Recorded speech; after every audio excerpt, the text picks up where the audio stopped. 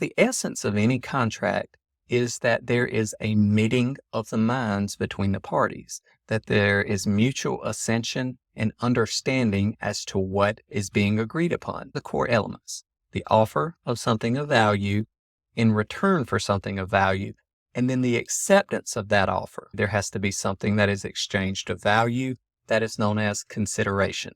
All of those elements of a contract must be present in a written contract as well as an electronic contract.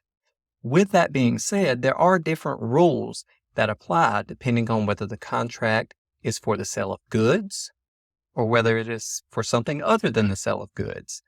Generally, what you have for something other than the sale of goods is a common law rule developed in any state or jurisdiction. Now, when the contract is for the sale of goods, almost all states have adopted the Uniform Commercial Code as the standard governing contracts for the sale of goods. Thus, under the common law, you routinely have what's called the mirror image rule, where the offer has to look just like the acceptance. Under the UCC, you have all of these special rules that depend on whether the contract is between merchants or whether it's a non-merchant is involved.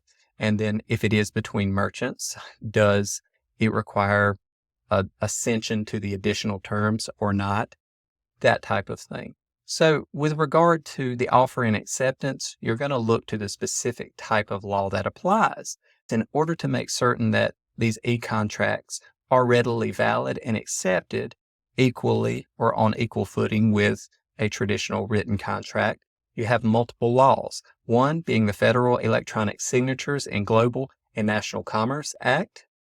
This is rarely understood to make the provisions of e-contracts valid in international transactions involving the United States or parties from the United States, and the Uniform Electronic Transactions Act, which again seeks to make certain that contracts executed under the laws of the United States are accepted and valid if they are done electronically. And then lastly, states have numerous laws on the books that speak to the validity of electronic contracts. So with that being said, as long as these core tenets of agreement are applied, then you have a valid contract.